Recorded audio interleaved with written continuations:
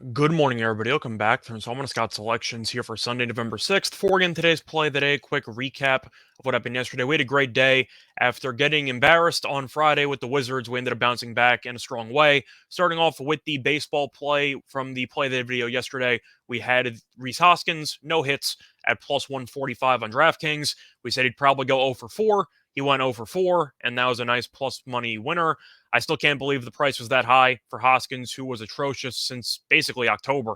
And we picked up a nice easy winner there. Then for the college football show, went 2-1 on those picks. Gave out the under 40.5 in the Air Force Army game at minus 110 on BetMGM. That one had Arizona State team total over 27.5 at minus 105 on DraftKings. That one, and our only loser, we had Kentucky, Missouri first quarter under 9.5 at minus 125 on DraftKings.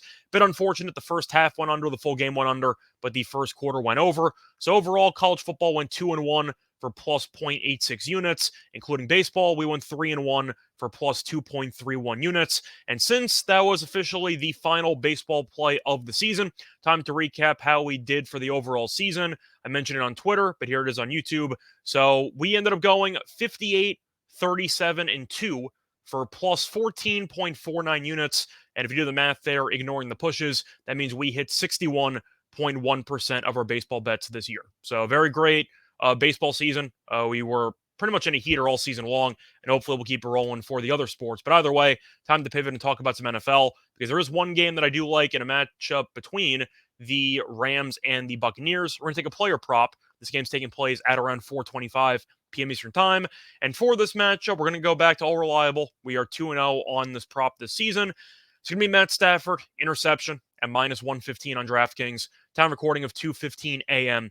Eastern Time. Covered is why I like Stafford interception in this matchup. First reason, Stafford's still an interception machine. I know he didn't throw one last week, but he's thrown one pretty frequently over the past year and a half. So Stafford has thrown at least one interception in 5 of the first 7 games this season.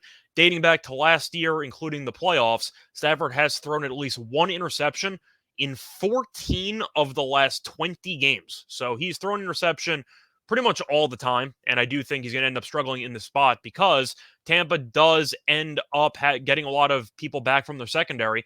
Sean Murphy Bunting and Carlton Davis have missed the last couple weeks. Both of them were full participant in practice during the course of the week, so both of them should be back in the lineup. Plus, Stafford has attempted a bunch of passes this season.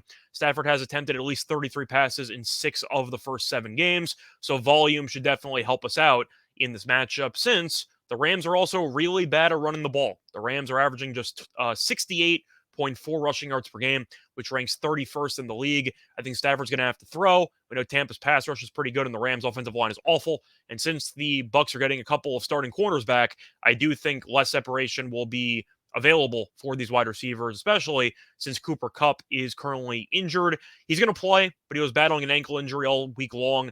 I'm not sure if he's at 100% or not, but he's the only player on their team offensively who's been worth a damn this season, and now he might be below 100%. And Allen Robinson has not worked out. They might get Van Jefferson back, but he's questionable. We'll see.